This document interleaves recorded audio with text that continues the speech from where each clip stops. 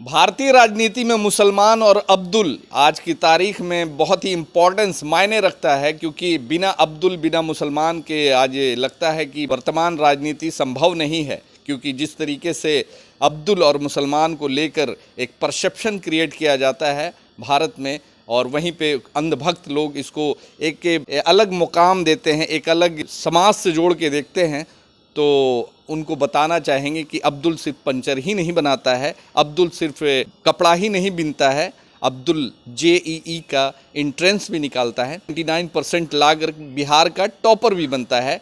जैसा कि अब्दुल्ला नाम का एक लड़का जो कि बिहार टॉपर बना है, उसने बिहार के साथ साथ पूरे देश का नाम रोशन किया है। और एक जो परसेप्शन था कहीं ना कहीं अब्दुल को लेकर कि अब्दुल सिर्फ पंचर बनाता है, उस परसेप्शन को कहीं ना कहीं उन्होंने दूर किया है। इस पर बात करने के लिए हमारे साथ में प्रोफेसर खालिद साहब हैं। ऐसा कहा जाता है कि भारत का मुसलमान अब्दुल सिर्फ पंचर ही बनाता है, क्या लगता है आपको, सिर्फ पंचर ही बनाता है? और जिस तरीके से आज बिहार का जो टॉपर बना है JEE का अब्दुल्ला, उस पर क्या कहेंगे? आज तो अब्दुल्ला बिहार टॉप करके JEE में अब्दुल्ला बिहार टॉप करके नरेंद्र मोदी के मुंह पे बड़ा तमाचा जड़ा है।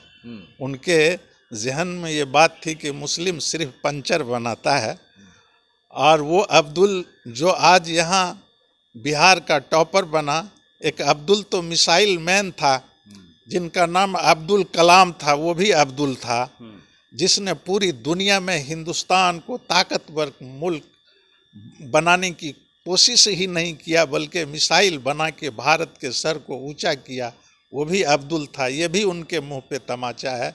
एक अब्दुल वीर, अब्दुल हमीद, परमवीर चक्र अब्दुल हमीद, जिन्होंने पाकिस्तान के टैंक को उड़ा के भारत की सालमियत को बचाया और भारत के सर को ऊंचा किया, जिस पे पूरा भारत फख्र करता है, जो परमवीर चक्र विजेता है, वो भी अब्दुल था।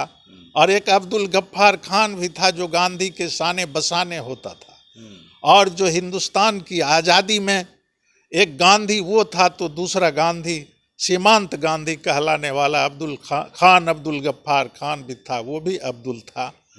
और एक अब्दुल वो भी था जो अबुल कलाम आज़ाद के नाम से था, जो दुनिया उनकी लियाकत को, दुनिया उनकी शराफत को, दुनिया उनके इल्मी सुजात को जानता है, वो भी अब्दुल था।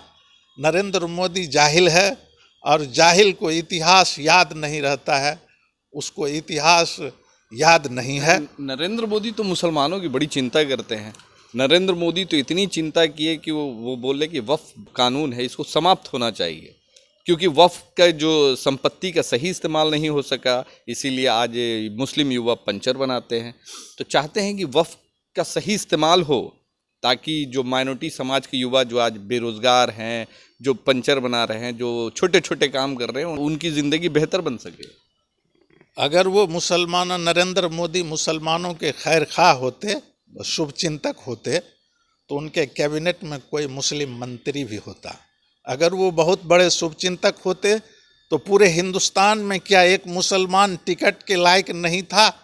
वो किसी विधानसभा में, किसी लोकसभा में या राज्यसभा में किसी मुस्लिम को भेजते तो जानते कि ये बड़ा शुभचिंतक इंसान है। वो तो जो उसकी पार्टी में मुख्तार अब्बास नकवी, सैयद शाहनवाज हुसैन जैसे कई लोग आज भी मौजूद हैं, उसको तो डस्टबिन में डाल दिया है, उसके इतिहास को उसने ख़त्म कर दिया, वो घर बैठ गया। उसके लिए तो कोई मुसलमान ऐसा प्रतिनिधि भी नहीं था जो पार्लियामेंट में इस बिल को किसी मुसलमान के जरिए अगर पेश करता, अल्पसंख्यक कल्याण मंत्री होने की वजह से, तो जानते कि वो मुसलमान का खैर खा है। शाहनवाज हुसैन तो इसकी समर्थन में नजर आए, वो तो बोल रहे हैं कि सही है, हम समर्थन करते हैं। और इसके अलावे शाहनवाज हुसैन को और क्या मिल सकता है? शाहनवाज हुसैन जैसे लोग उनके साथ थे और है, मैं तो इस बात को कह रहा हूं कि वो लोग उसके साथ है, उसको भी डस्टबिन में डाल दिया है। उसके मुंह से जो बात निकलती है तो वो पूरा दुनिया देख रही है। सैयद शाहनवाज हुसैन मुसलमानों का कितना बड़ा खैर खा है, अगर उनके अंदर भी है, उनकी वकालत भी करता है वो बीजेपी का, तो कम से कम वैसे लोगों को भी, वैसे नकली लोगों को भी सामने रख करके उसके हाथ से ये बिल पास कराता पार्लियामेंट में, बिल को पुटअप करता तो जानते। उसको भी डस्टबिन में डाल दिया। वो किस मुंह से बोल रहा है? वो तो बोल नहीं रहा है। वो लोग चट्टूखोर है। वो चाहता है कि हमें भी आज भी कुछ न कुछ हमको लोकमा मेरे मुंह में डाल दे, बस यही। अच्छा, एक अंतिम सवाल, क्या सचमुच में भारत के पासमानदा मुसलमानों के साथ में जुल्म ज़्यादती हुई है? बिल्कुल कि जो जैसा प्रधानमंत्री बोलते हैं कि वक्फ की संपत्ति का सही इस्तेमाल होता, तो ख़ासकर जो पासमानदा मुसलमान जो आज पिछड़े हैं, भी गरीब हैं, उनका भला होता। तो लगता है आपको कि 99% पसमानदा मुसलमान वक्फ बिल के मुखालफत में खड़ी है। एक आध आदमी ऐसा है, एक दो आदमी पूरे हिंदुस्तान में ऐसा है जिनकी कोई सलाहियत नहीं है, जिनकी कोई आइडेंटिटी और पहचान नहीं है, उनको मोहरा बना के वो खड़ा किए हुआ है। यहाँ के बिहार के मुसलमानों ने तो गुलाम सरवर पसमानदा के कम्युनिटी से आते थे। यहाँ के मुसलमानों ने तो गुलाम सरवर को अपना नेता माना, शेर बिहार माना। मुसलमान एक है, मुसलमान एक रहेगा।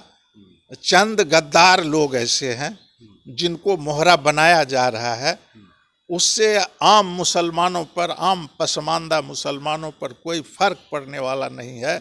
और ये bill completely on the whole मुसलमानों के खिलाफ में। अंतिम में क्या मैसेज देना चाहेंगे, खासकर उन नफरती लोगों को जो मुसलमान और अब्दुल को लेकर जो एक भारत में परसेप्शन क्रिएट कर रहे हैं और जो एक नीचे नज़र से दिखाने की कोशिश है कि मुसलमान यही काम कर सकता है, मुसलमान और कुछ नहीं कर सकता है, वैसे लोगों को क्या मैसेज देना चाहेंगे अंत में? ये जो फिरका परस्ताकत नफरती लोग हैं, वो भरम फैला के मुसलमानों को डिवाइड करने की कोशिश कर रहा है, और ऐसा होने वाला नहीं है। पूरे हिंदुस्तान का मुसलमान एकजुट है और पूरी ताकत से नरेंद्र मोदी को आने वाले दिनों में मुंहतोड़ जवाब देगा। और ये जो मिटाना चाहता है, अल्लामा इकबाल का एक शेर है कि तू न मिट जाएगा ईरान के मिट जाने से, नशे मैं को ताल्लुक नहीं पैमाने से।